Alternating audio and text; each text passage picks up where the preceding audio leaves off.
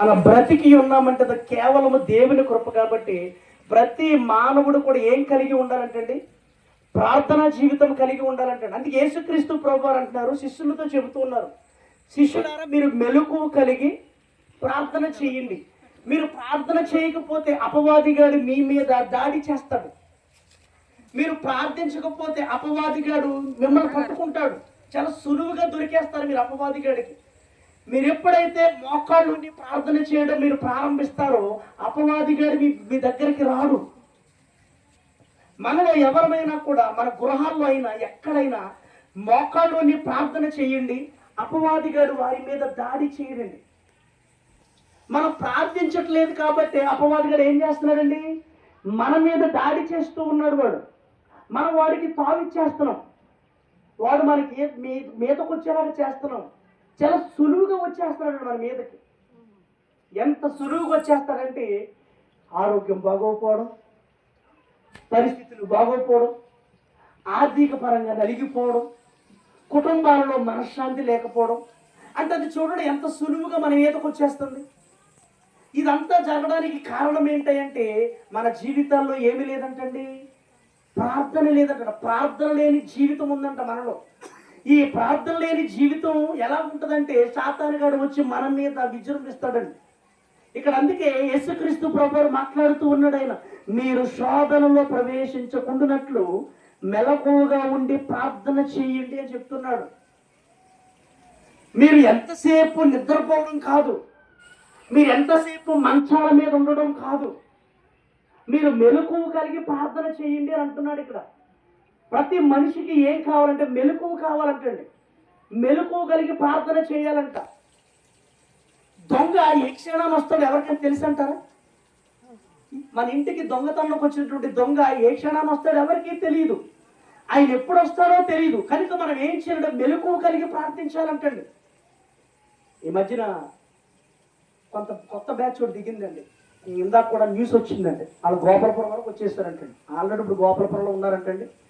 నల్లజారులో కొంతమంది ఉన్నారంటండి. ఇంకా కొయ్యూరుగూడెం పేరు రాలే, గోపాలపురం పేరు వచ్చిందండి. నల్లజారులో ఎర్రనగూడెం, ఈ నిడదవోలు, ఈ పేర్లు వచ్చినాయి. ఎవరు ఈ బ్యాచ్ అంటే సులువుగా దొంగతనాలు చేస్తున్నారంట. పగలంతా కూడా వీళ్ళు చేసే పని ఏంటంటే బ్యాగులు చేత పట్టుకుని ఒక బట్టల రూపంలో బట్టలు అమ్మడం కానీ, లేదంటే గిల్టి నగలు అమ్మడం కానీ, ఇలాంటి వ్యాపారాలు చేస్తున్నారంట పగలంతా. ఏ గ్రామంలో ఎవరెవరు ఉంటున్నారు, ఆ గ్రామంలో ఎవరు బాగుంటున్నారు, ఎవరిల్లు బాగుంటున్నవి, వాళ్ళకి డబ్బు ఉంటుందా ఉండదా, ఇవన్నీ కూడా వాళ్ళు ఏం చేస్తున్నారంటే ఈ గ్రామాల్లోకి వచ్చి వీధిలో తిరుగుతూ ఉన్నారంటే వీళ్ళు పగలంతా చేసే పని అదే. వాళ్ళు 10 మంది ఒక ఊర్లోకి రావడం అంటండి. ఒకడు ఒక ఏరియాకి వెళ్తాం, ఒకడు ఇంకొక ఏరియాకి వెళ్ళడం అంటే ఇలా తిరుగుతూ ఉన్నారంట వాళ్ళు. ఇలా తిరిగి మనకి అమ్ముతూ ఉంటారండి. మనం ఏమనుకుంటామంటే దగ్గరికి పిలిచి ఇది ఎంత అది ఎంత అని అడుగుతుంటామండి. వాళ్ళు ఏం చేస్తున్నారంటే మనల్ని ఎంతవరకు గమనిస్తూ ఉంటారంటే వీళ్ళు ఉంటారా ఇంటి దగ్గర, లేదంటే నైట్ టైం వీళ్ళు ఎక్కడ పడుకుంటారు, వీళ్ళ ఇంట్లో ఏమైనా డబ్బు ఉందా, వీళ్ళకి ఏమైనా బంగారం ఉందా, ఇవన్నీ కూడా వాళ్ళకి అర్థం చేసుకునేలాగా చేసుకుంటారంటే వాళ్ళు. అలా చేసి పగలంతా ఈ వ్యాపారం చేసుకుని రాత్రి అయ్యేసరికి ఏం చేస్తారంటే వీళ్ళు దొంగతనాలకు ప్రారంభించారంటండి. రాత్రి 75 లక్షల రూపాయలు విలువ చేసే బంగారం దొబ్బేశారంటండి. నల్లజారుల దగ్గర జరిగిందంటండి. 75 లక్షలు విలువ చేసే బంగారం. వీళ్ళు ఎక్కడి వరకు వచ్చారంటే ఇప్పుడు గోపాలపురం వరకు వచ్చారంటండి. ఇప్పుడు గోపాలపురంలో ఉన్నారండి. అంటే ఎవరు ఏ టైం వస్తారో ఎవరికి కూడా తెలియదండి. అందుకే ఇక్కడ యేసుక్రీస్తు ప్రభువు ఏమంటున్నారంటే మీరు మెలకువ కలిగి ప్రార్థించండి అయ్యా అంటున్నారు. ఇందాక చెప్పారు కదండి, సాతాను గారు అంటాడు సులువుగా ఈ 5గురి మీద దాడి చేస్తారంట. మొదటి వారు ఎవరంటే ప్రార్థన లేని వారి పైన అంటండి. అంటే ఇప్పుడు మనలో ఏముండాలండి?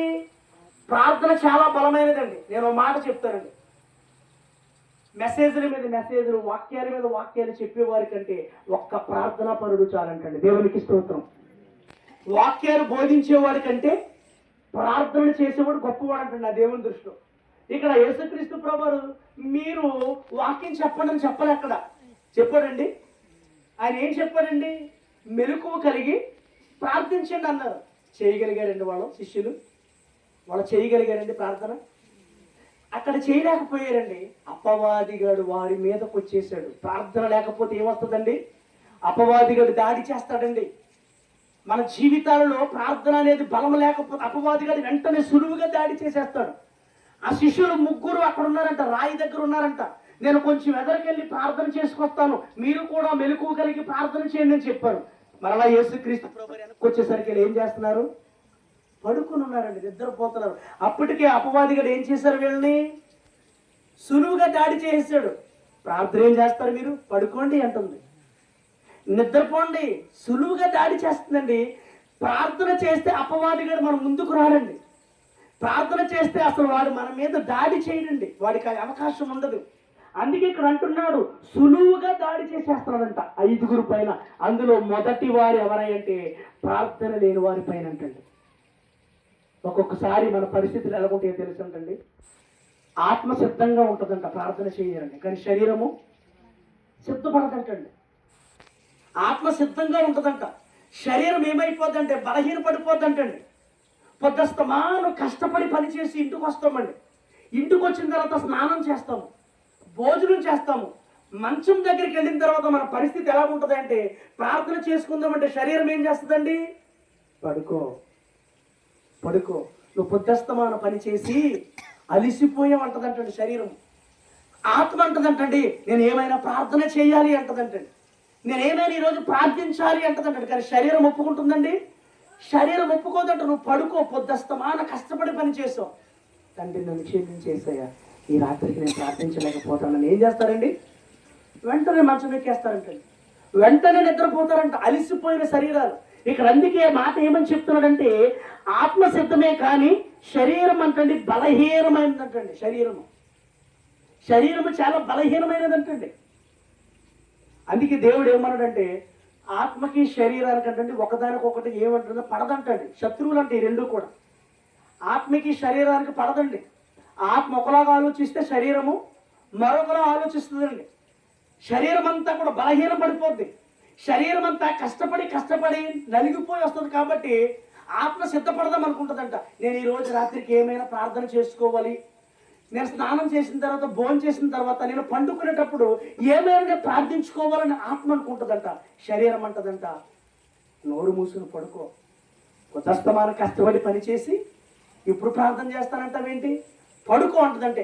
అంటే ఇప్పుడు ఈ శరీరాల మీద దాడి ఎవరు చేస్తున్నారండి? అపవాది గాడి దాడి చేస్తున్నాడు. ఎలాగో తెలుసా? నిద్ర రూపంలో దాడి చేస్తున్నాడండి. నిద్ర రూపంలో దాడి చేస్తున్నాడండి. ఒక్కొక్కసారి నేను తెల్లవారుజాము లేచినప్పుడు 3ంటికి లేస్తుంటాను, ఒక్కోసారి 4ంటికి లేస్తాను, ప్రార్థన చేస్తాను. ఒక్కొక్కసారి నిద్ర వచ్చేద్దండి ప్రార్థనలోనే నిద్రపోతూ ఉంటాను. ఒక్కొక్కసారి తెలియకుండా వచ్చేస్తుంది. మరలా నేను బయటకు వచ్చి మరలా మంచిలు తాగి మరలా చేస్తా ప్రార్థన. అంటే అపవాది గారు అక్కడ కూడా నన్ను ఏం చేస్తాను? ప్రార్థన చేయకుండా ఆపుతున్నాడు, నిద్రభంగాన్ని తీసుకొస్తున్నాడండి. నేను కళ్ళు మూస్తాను, 4 మాటలు బాగానే చేస్తానండి. 5వ మాట వచ్చేసరికి నేను ఏం మాట్లాడుతున్నాను నాకు కూడా తెలీదు, నిద్రలోకి వెళ్ళిపోతున్నాను. మరలా లేచి బయటకు వచ్చి కొంచెం ఫేస్ వాష్ చేసుకుంటాను, లేదా వాటర్ తాగి మరలా లోపలికి వెళ్ళి మరలా ప్రార్థన చేసుకుంటున్నాను. అంటే ఏంటి మనకి ఈ పరిస్థితి అంటే, ఆత్మ సిద్ధముగా ఉంది కానీ శరీరము సిద్ధపడట్లేదంటండి. అందుకే ఇక్కడ అంటున్నాడు, ప్రార్థన లేని వారిపైన అపవాదిగాడు సులువుగా దాడి చేస్తాడంటండి. మన జీవితాలలో ఏముండాలమ్మంటే ప్రార్థన అనేది ఉండాలంటండి. ప్రార్థన అనే ఆయుధం ఉంటేనంటండి ఇటువంటి అపవాదులనైనా కూడా మనం ఏం చేస్తామంటండి? నాశనం చేస్తామంటండి. ఆయుధం కావాలండి మనకి. ఆ ప్రార్థన ఆయుధాన్ని చేత పట్టుకుని మనం ముందుకు వెళ్ళాలండి. మనం ఎక్కడికి వెళ్ళినా, ఒక ప్రయాణం చేసినా, ఒక భోజనం చేసినా, పండుకునేటప్పుడైనా, లేచేటప్పుడైనా మన జీవితాలు ఏం కలిగి ఉండాలండి? ప్రార్థన ఉండాలండి. ప్రార్థన లేకపోతే చాలా కష్టతరం అండి. భోజనం ప్లేట్ ముందు పెట్టుకుని ప్రార్థించుకోగలుగుతున్నామా ఎప్పుడైనా మనం? ఏనాడైనా చేతులు కలిపేయడము, అందరూ ఏడుతో కలిపేయడము, గబగబా భోజనం చేయడమే తప్ప, తండ్రి నాకు ఈ ఆహారం ఇచ్చామని ఎప్పుడు ప్రార్థన చేస్తున్నామండి? నాకంటే బీదలు ఉన్నారు తండ్రి, వారికి లేని భాగ్యం నాకు ఇచ్చావయ్యా, నీకు కృతజ్ఞతాస్తుతులు చెల్లిస్తున్నానయ్యా, ఇదిగో మాకు ఇచ్చినటువంటి ఆహారమే వారికి కూడా మీరు దయచేయండి తండ్రి ప్రార్థించగలుగుతున్నామండి మనం ఎప్పుడైనా? మనకు అంత టైం ఎక్కడ ఉంటుందండి? అంత టైం ఉంటే ఎలాగెందుకుంటామండి మనం? భోజనం ప్లేట్లోకి భోజనం వచ్చిందా, చేతులు కడుక్కున్నామా, కలుపుకున్నామా, తినేస్తామా, ఇంతవరకే చూస్తున్నాం. దాన్ని ప్రార్థన చేసుకుని దేవునికి కృతజ్ఞతాస్తుతులు చెల్లించలేకపోతున్నామండి. ఆహారం ఇవ్వడం అంటే మాటలు కాదండి. దేవుడు ఎంతో మంది అండి, మీకు చెప్తున్నానండి, రాజులకు సైతం కూడా కడుపు నిండా భోజనం చేయరండి. అవునంటారా కాదంటారా? ఆ భాగ్యం ఎవరికి ఇచ్చాడండి? దేవుడు మనకిచ్చాడండి. మనకే ఇచ్చాడు ఆ భాగ్యము. కోటాను కోట్ల రూపాయల ఆస్తున్న కూడా కడుపు నిండా భోంచేయడండి. ఎందుకంటే కడుపు నిండా భోంచేస్తే వాడు చచ్చిపోతాడని భయం. నిజంగా ఏ షుగరో ఉండొచ్చు, ఏ బీపీఓ ఉండొచ్చు, ఏమండి వాడికి ఏదన్నా వేరేగా లోపల ఏదైనా ప్రాబ్లం ఉండొచ్చు. కడుపు నిండా భోంచేస్తే చచ్చిపోయే వాళ్ళు ఉన్నారండి. చూస్తాకి కంటి నిండా ఆస్తి కనపడుతుంది, డైనింగ్ టేబుల్ మీద చూస్తే అన్ని రకాల వంటలు కనపడుతున్నాయి, కానీ తినేది మాత్రము ఎంతేనండి, కొద్దిగానే తింటారు, 2 ముద్దలు తింటారు. కానీ మనము మాంసం కూరలతో తింటాము, పప్పుచారులతో తింటాము, కాయగూరలతో తింటాము. సమృద్ధిగా తింటున్నామంటారా, అరాకొర తింటున్నామంటారా? మనం సమృద్ధిగా తింటామంటే కడుపు నిండా తింటున్నాం. ఆ భాగ్యము దేవుడు మనకి ఇచ్చాడండి. అలాగ ఇచ్చినందుకు మనం ఎలా ఉండాలంటే ప్రార్థన జీవితం కలిగి ఉండాలంటండి. దేవుని దగ్గర ప్రార్థించుకునేలాగా ఉండాలంటండి. నేను మాట చెప్తానండి. మంచి పరుపు ఉందనండి, ఇంట్లో మంచి పరుపు ఉందండి. మంచి పరుపునంత మాత్రాన ఇప్పుడు నువ్వు నిద్ర రాకుండా పరుపు ఏం చేసుకుంటా చెప్పండి? ఏదైనా ప్రయోజనం ఉందండి? ఇప్పుడు ఆ నిద్ర ఎవరు ఇవ్వాలండి? దేవుడు ఇవ్వాలి. దేవుడు ఇవ్వకుండా నీ ఇంట్లో ఎంత మంచి పరుపు ఉన్నా కూడా నువ్వు చూసుకుంటాం సరిపోద్దు. పడుకున్నా అటు ఇటు దొరుకుతావు, నిద్ర పట్టదు. కానీ నిద్ర ఇచ్చేది ఎవరండి? దేవుడు ఇవ్వాలి. ఇంట్లో అన్ని రకాల వంటలు ఉన్నాయి, కానీ నీకు ఆకలి పుట్టించేది ఎవరండి? దేవుడు. ఎన్ని రకాల వంటలు ఉంటే ప్రయోజనం ఏంటి? కానీ నీ కడుపుకి ఏమి లేదండి, ఆకలి లేదు. ఆకలి లేకుండా అక్కడ పంచభక్ష పరమాణాలు పెట్టినా తినలేమండి మనం. ఆకలి ఉందనుకోండి, అక్కడ పచ్చిపులుసు ఉన్నా కూడా గబగబ పోసుకుని తినేస్తాం. అందుకే ఆకలిని ఇచ్చేది కూడా దేవుడే. ఆకలిని ఇచ్చేది కూడా దేవుడే. నీకు ఎంత డబ్బు ఉన్నా కూడా నీ ఆరోగ్యం లేకపోతే ఉపయోగం ఉందంటారా? డబ్బుల మీద డబ్బులు ఖర్చు పెట్టేస్తున్నాం, కానీ ఆరోగ్యం కుదుట పడట్లే.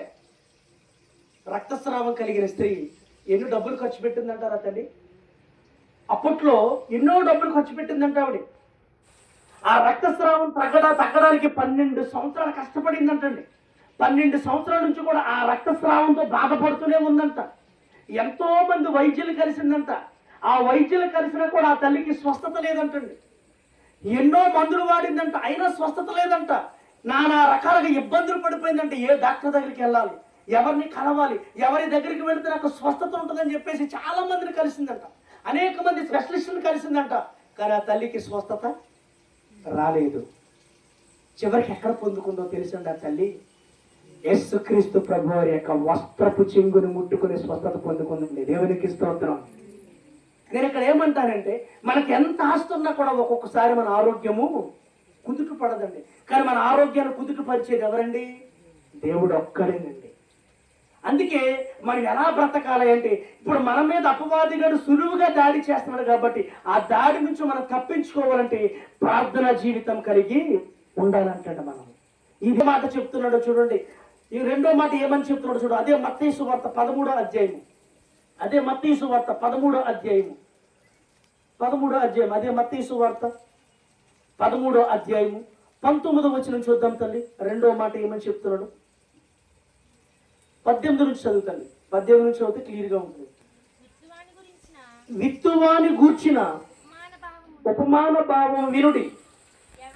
ఎవడైనను రాజ్యమును గూర్చిన వాక్యము వినియు గ్రహింపక ఉండగా దుష్టుడు వచ్చి వాని హృదయములో విత్తబడిన దానిని ఎత్తుకుని పోవును.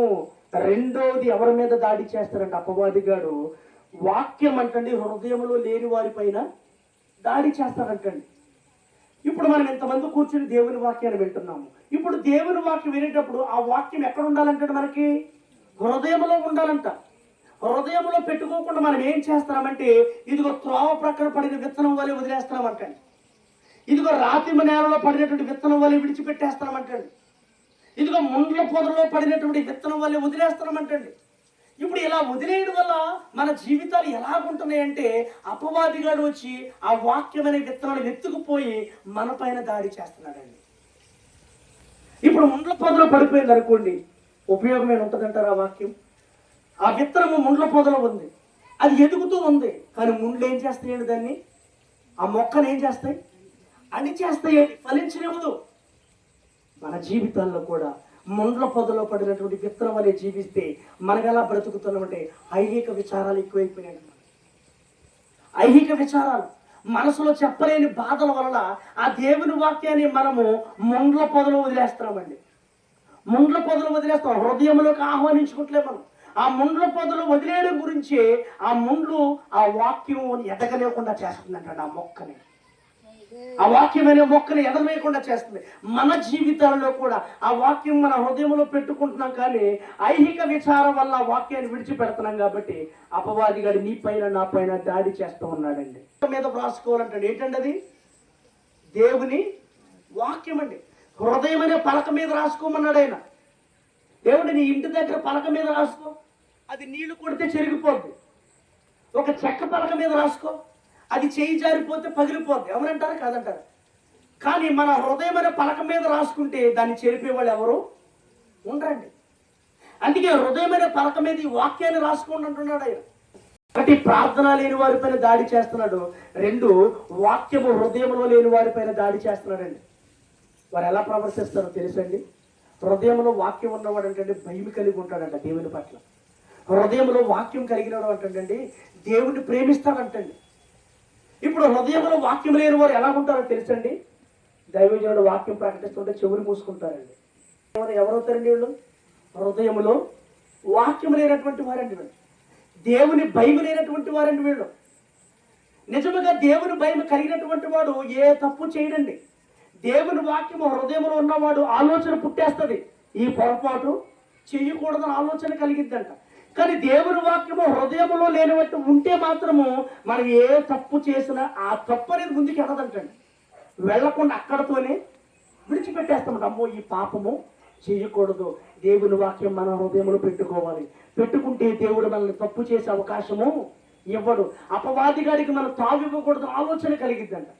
ఈనాడు ఈ లోకంలో అనేక మంది ప్రజలు దేవుని భయం లేకుండా బ్రతుకుతున్నారండి. ఎన్నోసార్లు విన్నాం, గర్విష్ఠుల గురించి చెప్తున్నాడండి. గర్వం గురించి ప్రతిసారి చెప్తున్నాడు. అవునా కదండి? ప్రతిరోజు మాట్లాడుతున్నాడు గర్వం గురించి. ఈ గ్రామంలో గర్వం గురించి ఒకటి, వ్యభిచారం గురించి ఒకటి, ధనము గురించి ఒకటి ఎక్కువగా మాట్లాడతాడండి దేవుడు. ధనము గురించి, ధనమోహము ఏమండి, గర్వం గురించి, వ్యభిచారం గురించి ఎక్కువ మాట్లాడతాడు ఈ గ్రామంలో. నేను 50 రోజులు ప్రార్థనలు పెట్టానంటే 50 రోజులు ప్రార్థనలు ఇవాళ ఆల్రెడీ 47 రోజులు, ఇక 3 రోజులే ఉన్నాయి. ఈ 47 రోజులు కూడా సుమారుగా ఈ 3 మాటలు రాకుండా లేవండి. అవునంటారా? దేవుడు మాట్లాడుతూనే ఉన్నాడండి 3 మాటలు.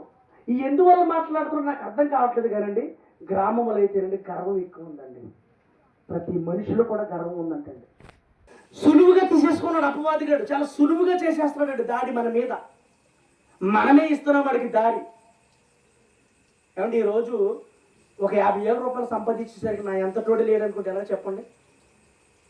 ఒకసారి ఆలోచించండి. ఇలాంటి వాళ్ళు చాలా మంది ఉన్నారండి. అందుకే గర్వం గురించి చెప్తున్నాడు ఇక్కడ దేవుడు. ఒక 50,000 రూపాయలు సంపాదించేసరికి నా ఎంత తోడు లేదనుకో 20కి పోతున్నాడు. ఎంత 50,000 ఎగిరిపోతాయి అంటే తీసి పడేస్తాడంటే. ఏ విధంగా పెడతాడో తెలియదు దేవుడు. తుడిచేస్తాడంతే. ఏదో అనుకుంటున్నాం మనం, అంతే ఎగతాళిగా తీసుకుంటాం దేవుడి విషయంలో. ఊదేస్తాడండి దేవుడు 50,000. పనికిరావు అసలు. చిత్తు కాగితలా చేసేస్తాడంతే దేవుడు. ఉపయోగం ఏముండదండి, ఏమీ ఉపయోగం ఉండదు, పనికి రాదండి. డబ్బు కాదండి మన మనిషికి కావాల్సింది. డబ్బుని చూసి గర్వపడొద్దండి. అవసరమైతే బళ్ళును వాడలం చేస్తాడు, వాడల్ని బళ్ళు చేయగలడు నా దేవుడు. ఈరోజు వాడలను కలిగి ఉన్నాం కదా, నువ్వు గర్వించావనుకో, రేపొద్దున ఆ వాడలను కాస్త తీసి ఏం చేస్తాడు ఆయన? బళ్ళు చేస్తాడు. ఈరోజు మేము బళ్ళుగా ఉన్నామయ్యా మా పరిస్థితి అనుకుంటాం, మనల్ని దేవుడు వాడలుగా మార్చగలడు. దేవునికి స్తోత్రం. అంత సమర్థుడండి ఆయన, మనం నమ్ముకున్న దేవుడు. మనమేమో 50,000 రూపాయలు చూసి 1,00,000 రూపాయలు చూసి భూమి మీద ఆగం మనం. నాకేంటి, నాకు ఇంట్లో డబ్బు ఉంది, నాకు అసలు దాని ఉండగా నాకు భయం ఏంటి అనుకుంటారు. నాకు దేవుడితో పనే ఉంది, నాకు దేవుని వాక్యంతో పనేముంది, నేను అక్కడికి వెళ్ళి కూర్చోవాలా, నేను అక్కడికి వెళ్ళి వినాలనుకుంటా. చాలా మంది జాగ్రత్త, తీసి పడేస్తాడు. నువ్వు దేన్ని చూసి అయితే గర్వపడతావు దాన్ని నీ లైఫ్లో లేకుండా చేస్తాడు నా దేవుడు. నువ్వు దేన్ని చూసి విర్రవీగిపోతావు నీ దగ్గరే ఉంచారు అసలు దాన్ని. నువ్వు మరలా చూద్దామన్న డబ్బులు ఎలాగుంటే కూడా కనబడకుండా చేస్తాడు నా దేవుడు. ఏదో అనుకుంటున్నాం, మన విర్రవీగితనము మన నాశనానికి దారి తీస్తుందండి, మన గర్వము. అందుకే జాగ్రత్తగా ఉండాలంటే గర్విష్ఠులు చాలా జాగ్రత్తగా ఉండాలండి దేవుని పట్ల. గర్వాన్ని విడిచిపెట్టే సాత్వికమైన మనసు కలిగి జీవించు. ఏంటంటే హెబ్రీయులకు రాసినటువంటి పత్రిక 10వ అధ్యాయము 25వ వచనం చూడండి. 4 చెప్తున్నాడండి. ఈ నాలుగోది కూడా అంటండి మన మీద సులువుగా దాడి చేస్తున్నాడు అపవాది గారు. ఈ నాలుగోది మనం ఏం చేస్తున్నాం? హెబ్రీయులకు రాసినటువంటి పత్రిక అండి, యాకోబు పత్రిక ముందు ఉంటుందండి, 10వ అధ్యాయము 25వ వచనం చూడండి. 25వ వచనం చూడండి. ఇది అనేక సార్లు మనం మొన్న కూడా విన్న వాక్యమే. 25వ వచనం ఏమని చెప్తున్నాడంటే, కొందరు మానుకొనుచున్నట్టుగా సమాజముగా కూడుట మానక ఒకరినొకడు హెచ్చరించుచు ఆ దినము సమీపించుట మీరు చూచిన కొలది మరీ ఎక్కువగా అలాగూ చేయొచ్చు. అంటే ఇక్కడ ఎలాగ ఉండాలంటేనంటే మనము సహవాసముగా ఉండాలంటండి, సహవాసం కలిగి ఉండాలంటండి. క్రైస్తవులుగా బ్రతుకుతున్న మీరు సహవాసాన్ని ఎప్పుడు విడిచిపెట్టుకోకూడదంటండి, సహవాసముగా కలిసి ఉండాలంటండి. ఇప్పుడు ఎప్పుడైతే మీరు సహవాసముగా ఉండరో, ఐక్యత కలిగి ఉండరో, ఐక్యత అంటే మనలో లేకపోతేనంటండి అపవాది గారు మన మీద దాడి చేస్తారండి. 4 ఎద్దులు మేత మేయడానికి వెళ్ళి ఉంటాయండి అడవిలోకి.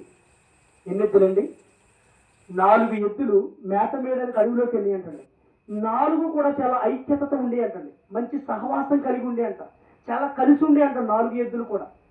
ఒకరోజు ఈ 4 ఎద్దుల మీదకి ఒక సింహం వచ్చిందంటండి దాడి చేయడానికి. ఈ సింహం వచ్చేసరికి ఈ 4 ఎద్దులు కూడా కలిసి ఆ సింహాన్ని ఎదిరించేసరికి భయం వేసి అది ఏం చేస్తుందండి, సింహము పారిపోయిందండి, భయంతో పారిపోయేసరికి ఇప్పుడు ఈ నలుగురికి కూడా చిన్న మాట వచ్చి ఎవరికి వాళ్ళు వేరైపోయారంటండి ఎద్దులు. సింహం వచ్చినప్పుడు నలుగురు ఒకే మాట మీద ఉన్నారు కాబట్టి భయం చేత సింహం పారిపోయింది. ఇప్పుడు ఈ 4 ఎద్దులకి గొడవ వచ్చి ఏమైపోయారంటే ఒకదానికి ఒకటి సంబంధం లేకుండా ఎవరికి వాళ్ళు వేరైపోయారంటండి. ఇప్పుడు ఇటో సింహం, ఇటో ఒక ఎద్దు వెళ్ళిపోయిందంటండి, ఇటో ఒక ఎద్దు వెళ్ళిపోయిందంటండి, ఇటో ఒక ఎద్దు వెళ్ళిపోయింది, ఇటో ఒక ఎద్దు వెళ్ళిపోయి మేస్తా ఉన్నాయంటాడు విడివిడిగా. సింహానికి అదురు దొరికేసిందండి. సింహానికి ఎప్పుడైతే అదురు దొరికేసిందో ఆ సింహం వచ్చి ఒక్కొక్క ఎద్దుని తినడం ప్రారంభించిందంటండి. ఈ 4 కలిసినంత వరకు కూడా సింహం ఏదైనా చేయగలిగిందండి ఎద్దుల్ని? చేయలే. అంటే ఇప్పుడు ఈ క్రైస్తవ సహోదరుడా, నీవు కూడా ఐక్యత కలిగి ఉంటే గనక గర్జించు సింహం వలె వస్తున్న అపవాదిగాని ఎదిరించగలవు. ఇప్పుడు మనలో ఈ ఐక్యత లేనంత వరకు కూడా ఇదిగో ఈ సింహం ఎలాగైతే ఎద్దుల్ని తినేస్తుందో మన మీద కూడా అటువంటి దాడే చేస్తుందండి. ఇప్పుడు అపవాది గారు కూడా ఎలా వస్తున్నాడంటే మన మీదకి గర్జించు సింహం వలె వస్తున్నాడు, అవునా కదంటారు. ఇప్పుడు అది గర్జించు సింహం వలె వచ్చేటప్పుడు మనం ఎలా ఉండాలంటే ఐక్యత కలిగి ఉండాలంటండి. అందుకే కీర్తన గ్రంథము 133వ అధ్యాయంలో అంటాడు ఒక మాట, సహోదరులు ఐక్యత కలిగి జీవించాలంటండి. సహోదరులకి ఏముండాలండి? ఐక్యతతో ఉండాలంటండి. ఐక్యత చాలా ముఖ్యమంట. అది ఎంతో మేలు, ఎంతో మనోహరం అని చెప్పాడండి దావీదు భక్తుడు. అది ఎంతో మేలు, ఎంతో మనోహరం అంటండి. అంటే క్రైస్తవులుగా బ్రతుకుతున్న మనలో ఏముండాలి ఏంటంటే ఐక్యత ఉండాలంటండి, మంచి సహవాసం కలిగి ఉండాలంట. సహవాసం నుంచి దూరం అయిపోకూడదండి. ఎవరికి వాళ్ళే వేరైపోతే మాత్రము వీడు సులువుగా దాడి చేస్తాడంటండి మన మీద. ఎద్దుల మీద దాడి చేసినట్లుగా మన మీద కూడా గర్జించు సింహం అని ఆడు దాడి చేస్తాడంటండి మన మీద భయంకరంగా. అందుకే క్రైస్తవులందరూ ఎలా ఉండాలంటే ఒక తాటి మీద ఉండాలంట, ఒక మాట మీద ఉండాలంట, మంచి సహవాసం కలిగి ఉండాలంటండి. మన క్రైస్తవులు ఎలా ఉంటారో తెలుసండి, అటు నుంచి ఏదైనా ప్రమాదం వచ్చింది అనుకోండి ఎవరికి వాళ్ళే వెళ్ళిపోతున్నారు. మన మీద కాదుగా వచ్చింది, వాళ్ళ మీదకి వచ్చారు, మనకు సంబంధం ఏంటి, అవునా కదండి. వాళ్ళ ఇంటి మీదకి వచ్చారు, మనకు సంబంధం ఏంటి అనుకుంటున్నారు. మాట సహవాసం కలిగి ఉండాలండి. ఒకరు మనల్ని పట్టి అంటున్నారంటే ఇది మన అందరినీ అన్నట్లే భావించుకోవాలంటండి. అలా భావించుకున్నప్పుడే మంచి సహవాసం ఉంటుందంట. లేదంటే అపవాదిగాడు మన మీద దాడి చేస్తాడండి భయంకరంగా. నన్ను అనలేదు కదా, నా కుటుంబాన్ని కాదు అన్నది, ఆ కుటుంబాన్ని అన్నాడు, వాళ్ళు పడతారు మాకేంటి అన్నట్టుగా వదిలేసాం అనుకోండి, అపవాదిగాడు దాడి చేస్తాడు తల్లి మన మీద, భయంకరమైన దాడి చేస్తాడు. ఒకవేళ వాళ్ళకి ఏం కాదు, వాళ్ళు బాగానే ఉంటారు, తర్వాత నష్టపోయేది ఎవరు? మీరే. మీ మీద దాడి చేయడం ప్రారంభిస్తాడు, మిమ్మల్ని చిన్న భిన్న చేయడం ప్రారంభిస్తాడు. అది గర్జించు సింహం వలె ఎవరిని మృంగుదామా అని కిటికీ గోడలేక చూస్తున్నాడంటండి.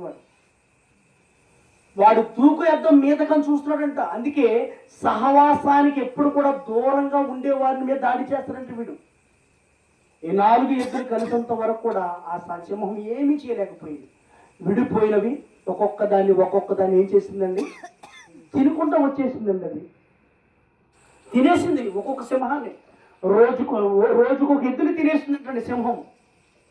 రోజుకు ఒక ఎద్దు. ఏం మాట్లాడలేవు, మాట్లాడుకుంటలే, విడిపోయినవి. విడిపోయేసరికి ఎవరికి అదును దొరికేసింది? సింహానికి అదును దొరికేసింది. ఒక్కొక్కదాన్ని లేకుండా చేసిందండి భూమి మీద. ఈరోజు క్రైస్తవులుగా బ్రతుకుతున్న మనము ఎక్కడ పడిపోతున్నామో ఒక్కసారి ఆలోచన చేయండి. మన జీవితాల్లో సహవాసం ఉందా లేదా? సరైనటువంటి సహవాసం కలిగి ఉన్నామా? పనికిరానటువంటి సహవాసం కలిగి ఉన్నామా? మాట చెప్తున్నాడండి. ఏమని చెప్తున్నాడంటే ఎఫెసీయులకు రాసినటువంటి పత్రిక 4వ అధ్యాయము. ఎఫెసీయులకు రాసినటువంటి పత్రిక, కొద్ది వాతావరణం బాగా త్వరగా వెళ్ళిపోతున్నానండి, త్వరగా ముగించేద్దామని. ఎఫెసీయులకు రాసినటువంటి పత్రిక 4వ అధ్యాయము 26, 27 వచనాలు చూడండి. 26, 27 వచనాలు 175 పేజీలో ఉంటుందండి ఈ మాట.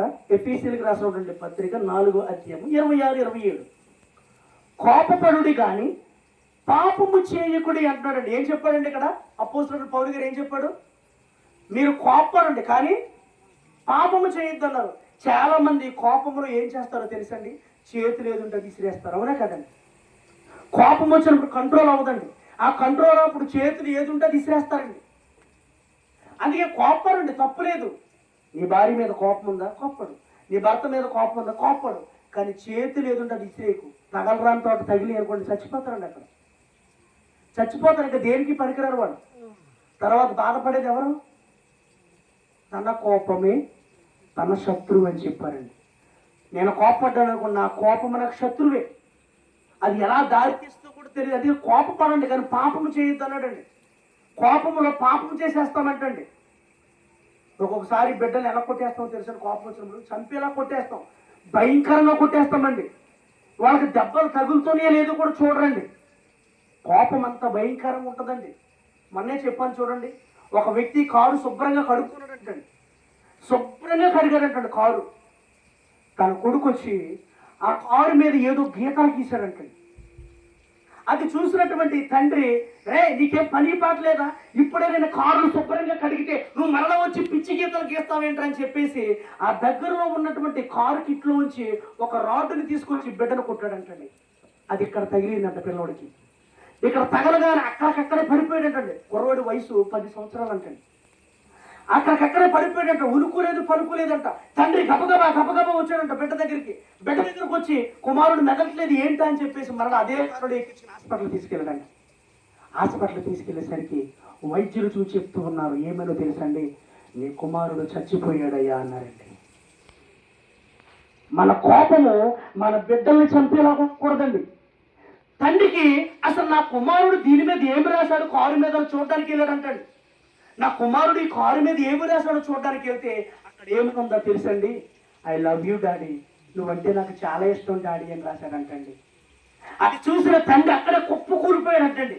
నా కొడుకు ఐ లవ్ యూ డాడీ అని దీని మీద రాస్తే నేను అది అర్థం చేసుకోకుండా కొట్టరాని చోట కొడితే చచ్చిపోయాడే, ఇప్పుడు నాకెందుకు ఈ కారు అని చెప్పేసి అతని దగ్గర ఉన్న పెట్రోల్ పోసి దాన్ని తగలపెట్టేసాడండి కారుని.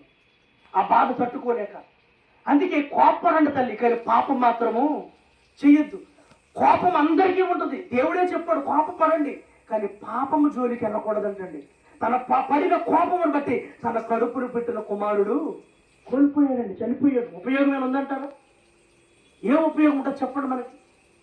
చేతులు ఏదుంటే అది కొట్టేస్తున్నాం.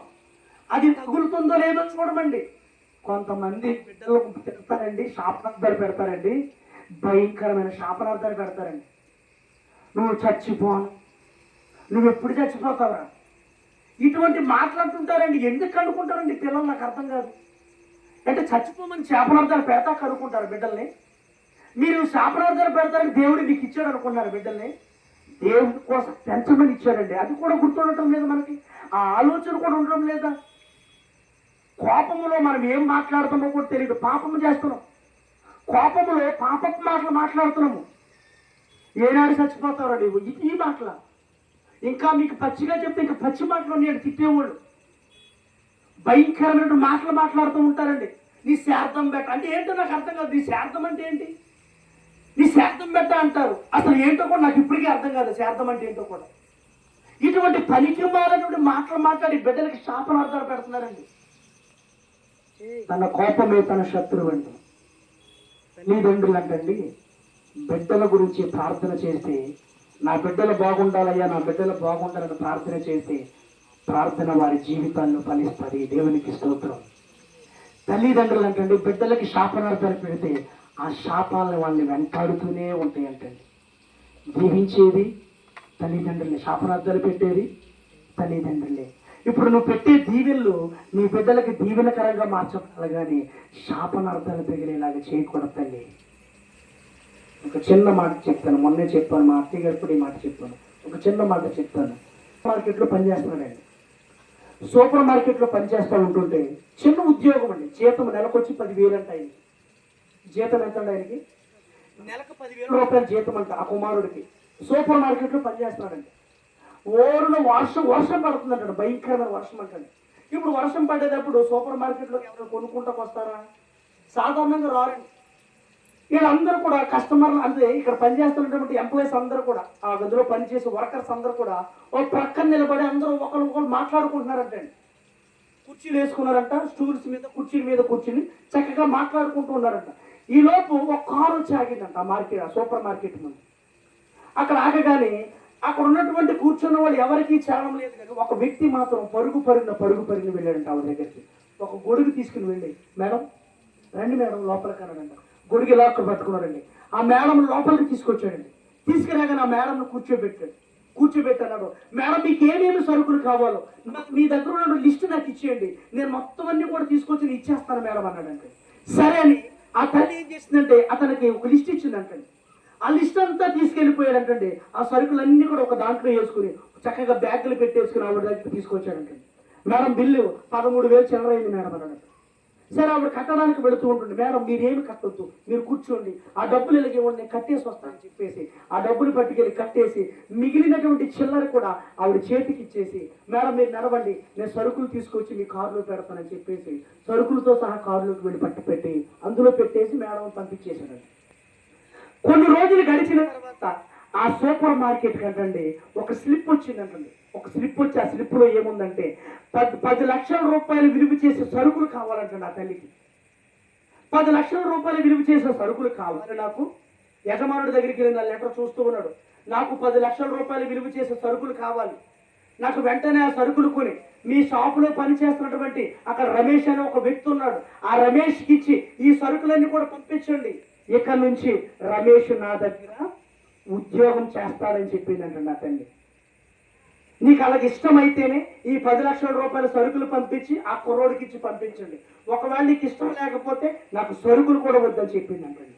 ఓనర్ గారు ఆలోచించుకున్నారంటే ఏమని, ఇక్కడ 10 లక్షల రూపాయల సరుకులు పోగొట్టడం కంటే ఇతనికి ఇచ్చే జీతం 10,000 కదా, 10,000 కోసం నేను ఎందుకు పోగొట్టుకోవాలి 10 లక్షల రూపాయలు అని ఆలోచన కలిగి ఈ కుర్రోడికి ఇచ్చి ఆ సరుకులు ఇచ్చి ఒక వ్యాన్లో పెట్టి ఆఫీస్కి పంపించాడంటండి. ఆ ఆఫీస్కి వెళ్ళగానే లోపలికి వెళ్ళాడంట రమేష్ అనే వ్యక్తి. లోపలికి వెళ్ళగానే అక్కడ మేడం కూర్చుందంట. మేడం నమస్తే మేడం, నన్నే సరుకులు తెమ్మని చెప్పారంట కదా, ఏంటి మేడం నాతో పని ఏంటి మేడం చెప్తే, అదేంటయ్యా నన్ను మర్చిపోయావా, నేను గుర్తున్నానంటే, ఆ మేడం మీరు ఆ రోజు వర్షం వస్తున్నప్పుడు మీరు కారు వేసుకొచ్చారు కదా మీరే కాదు మేడం అన్నాడు. అవును అయ్యా అన్నాను. ఎందుకు మేడం నన్ను రమ్మన్నారంటే, రా రమేష్ లోపలికి తీసుకెళ్తానని చెప్పేసి ఒక రూమ్లోకి తీసుకెళ్ళిందంటండి. ఆ రూమ్లో తీసుకెళ్తే అక్కడ జనరల్ మేనేజర్ అంటండి రమేష్ అని ఉందంటండి. అక్కడ అది చూసి అతను, మేడం ఎవరు మేడం మీరు జనరల్ మేనేజర్ రమేష్ అని ఉందా మేడం, ఎవరు మేడం అంటే, నీవేనయ్యా అందంటండి. నీవేనయ్యా జనరల్ మేనేజర్ అంటే, మేడం నాకు ఉద్యోగం ఇచ్చారా అంటే, అవునయ్యా నీలో మంచితనం ఎక్కువ ఉంది, నీవు పని చేసే లక్షణం కనపడింది నాలో, నువ్వు చిన్న పని అయినా కూడా వదిలిపెట్టేవాడు కాదు, నమ్మకంగా పని చేస్తున్నావు కాబట్టి ఇప్పుడు నువ్వు సూపర్ మార్కెట్లో 10,000 రూపాయల జీతం తీసుకుంటాను, నీకు ఇదిగో నా కంపెనీలో నీకు ఉద్యోగం ఇస్తున్నాను, నీ జీతం ఎంతో తెలుసా, నెలకి 1,50,000 రూపాయలు అన్నట్టండి. దేవునికి స్తోత్రం. ఆ మాట అయినటువంటి ఆ బిడ్డ పరుగున తల్లి దగ్గరికి వెళ్ళాలంటే తల్లి బైబిల్ చదువుతుందంటండి. అమ్మా నా కోసం నువ్వు ప్రార్థన చేసావు కదమ్మా, నా కోసం నువ్వు ప్రార్థన చేసినందుకు దేవుడు ఫలించి ఇదిగో ఆ ప్రార్థన విని ఇదిగో 10,000 రూపాయల ఉద్యోగం సంపాదించిన నేను ఈ రోజు నన్ను కంపెనీకి ఒక జనరల్ మేనేజర్గా వచ్చిందమ్మ ఉద్యోగం, నా జీతం ఎంతో తెలుసమ్మా, నెలకి 1,50,000 రూపాయలమ్మా అన్న. తల్లి ఆశ్చర్యపోయిందంట. అంతే నాన్న, మనం చేసే చిన్న పనైనా నమ్మకంగా చేస్తే దేవుడు దీవిస్తానయ్యా అనండి. ఈరోజు చెప్తున్నాను తల్లి, మీ బిడ్డల కోసం మీరు ప్రార్థన చేస్తే ఆ ప్రార్థన మీ బిడ్డలు ఒక ఉన్నత స్థాయిలోకి తీసుకెళ్ళిపోద్దండి.